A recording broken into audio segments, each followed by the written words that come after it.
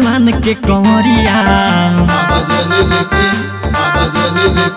कब से खड़ा बारे तहारा दुआरिया हाली उठी ना भोग लगाली दूगो धतुर लियाइल बानी खाली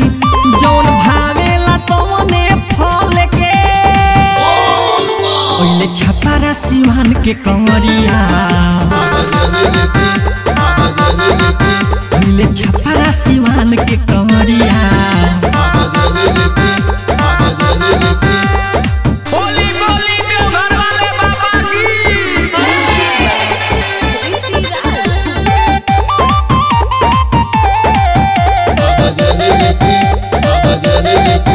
जागी जागी महाकाल आँख भइल बाटे लाल लागे सुतल बानी पी के गाजा आके दीही दर्शन मन होई परसन हाली उठी ना कैलाश के राजा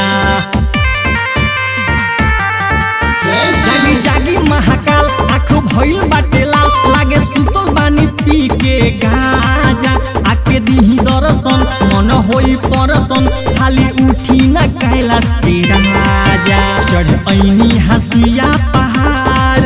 बाबा अभियो से बदली विचार जल ढारे खातिर पूरा अपन दल लेके अइले गोरखपुर गोपालगंज के कंवरिया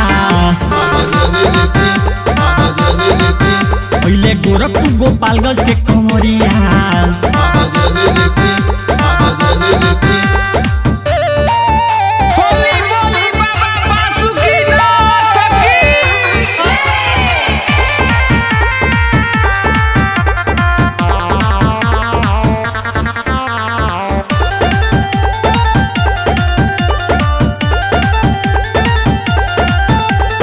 भइल बाटे लेट अभी खुलल नाही गेट हमर भइल बा मनमा थोर हो हवे पहिला सोमारी भीड़ लागल बाटे भारी सब खाड़ा बा हथवा जोड़ हो